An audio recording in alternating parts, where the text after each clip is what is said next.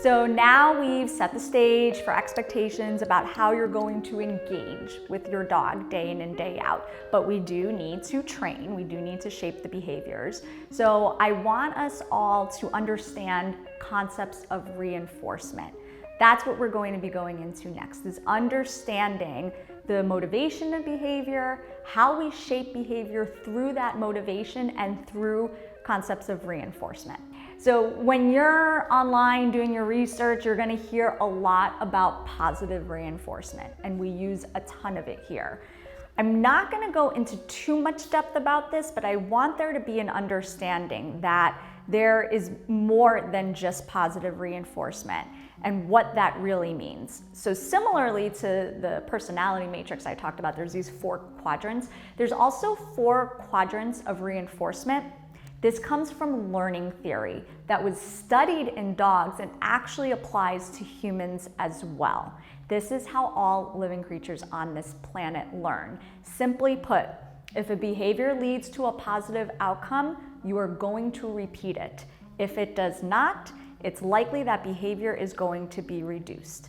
Now, I say likely because what we also have to understand with our animals is that unwanted behavior will not get fixed by simply ignoring it. Now, when you decided to go through this series together with us, you probably got a little bit of an understanding of our approach, our style, our methodology, but I also want to take time here to say we are a reinforcement-based learning center.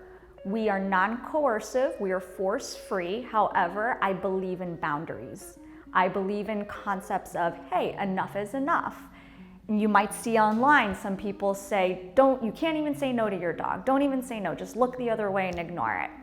There is nothing that says any one way is right and any other way is wrong, but in our learning experiences and our professional experience working with animals, we have found that keeping situations as positive as possible for the desired behaviors, but setting boundaries and having your dog understand when enough is really your most effective form of training. It is okay to have boundaries. And I led into this because what we need to know is if you let a bad behavior continue without addressing it and just ignoring it, it will become ritualized. Just like we develop bad habits. Sometimes the bad habits don't even have a good effect on us anymore. It doesn't have any effect, but we've just fallen into a routine. Do the same, I don't know, if you eat too much cake after dinner or, you have too much wine with your meal, whatever that is.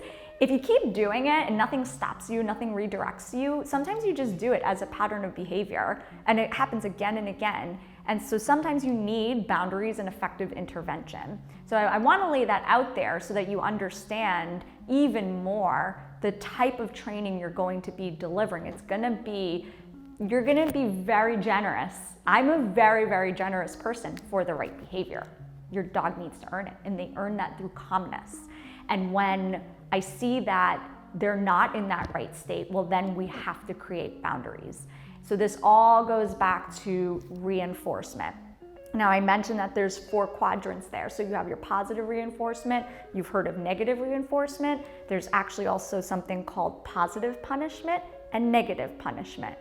We are going to be using positive reinforcement very heavily, but understand that just because you hear the word negative does not necessarily mean it's something bad. In these quadrants, positive actually means the introduction of something. Negative means the removal of something. So for instance, when we do leash training, the leash in and of itself is a negative reinforcer because as soon as you have the removal of leash tension, so the leash is loose, the tension has been removed, that's what the negative means. Now you have reinforced good walking behavior.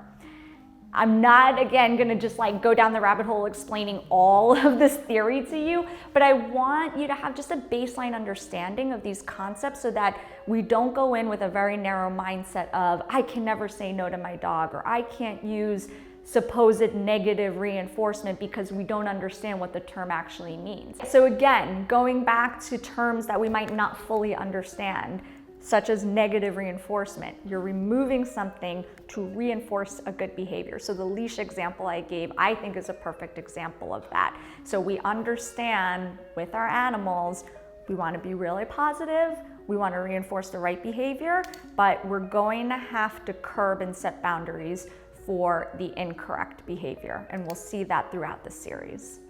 Now, with positive reinforcement, we're gonna see this everywhere. It's treats, treats, treats. And treats are a powerful tool. I've said it before, I'm food motivated, so I totally get it. My dogs are food motivated. Nothing says you did a good job like a really good treat. And be aware of that more than using your voice, because I do hear a lot of people when they reinforce, be like, oh, good job, that was so good. And then you're drawing your dog's energy back up again. And a lot of this training that we're doing here today is around impulse control. And impulse control requires lower energy. So going back to positive reinforcement and the use of treats. For me specifically, and a lot of trainers out there, when we are shaping these initial behaviors that we identify as the foundations of obedience, which is your sit, down, stay, recalls, etc. We use clickers, or what we call a reward marker. So a reward marker is something that says to your dog, yes, good job, that's what I was looking for. And the reason we use clickers is because it's very concise. It's got a very specific, distinct sound, and it sounds the same every time. And it also avoids that excitement that I was talking about. But again, it's just. And the way we build this understanding, these associations for your dog to understand that it is something good, a sound they want to hear, is we simply pair it with the reinforcement. So you're gonna see throughout the series, when we're actually going into these behaviors, we're gonna click and reinforce every time the dog does something correct, every step of the way. Click, reinforce, click, reinforce, click, reinforce. You do that with enough repetition. Now your clicker in and of itself is a positive reinforcer. It like fires off the neurons. They're like, oh, good, I did something good there. And they're gonna maintain the behavior because of that, and it will help with their memory formation later on. I will admit that I use clickers more for my fixed exercises, which we're about to do shortly. So more when I'm first shaping the behavior, I say to myself, all right, let's take 10 minutes and just brush up on your training. That's when I use clickers. In more natural settings, you still can, but I tend to default to my voice then. But similarly, I use a very distinct reward marker, and I give a little yes, a little high-pitched yes like that. Dogs like high-pitched intonation, and also too, the reason I do it that way is it's brief and it's concise, and it kind of sounds the same every time, unless maybe I'm sick or something gets a little deeper. And I challenge all you men out there. I've heard many a man make a very high-pitched yes that has impressed me. So we're gonna use one of those two things to say to our dog, yes, you did a good job. But through the constant pairing of this sound with a treat or a reinforcement, that's how we're gonna get our dog to understand this is a good sound. Now, the best analogy I can give is when you're a kid in school, or at least when I was a kid in school, I'm getting older now, you'd be in a spelling bee or something. If you did good, you get a gold star at the end of it, right? What's a gold star? It's like shiny paper in a shape, and that's it. It sticks on your clothes. It's meaningless. But through our own conditioning, we've learned that, oh yeah, I want the gold star. You don't want a purple star. You probably don't even want a silver star even more. Silver star's like, oh man, I'm second best. You want the gold star. And when you get the gold star, you're kind of like, you're trying to get it again. You're trying to earn it. The clicker has the same type of impact on our dogs through that association with the treat. It's that gold star, yes, you did a good job. So you want to use this early on in the training and ongoing, but again, that's where There's no solid blueprint for all of this. You're gonna get more adaptive with time, and you're gonna fall into your own style, and you're gonna get to know your dog more and what really does motivate them. So these aren't fixed rules that everyone has to live by, but when you're first teaching the behavior, the clicker can be a very powerful tool. So I suggest using clickers to get your standard of obedience.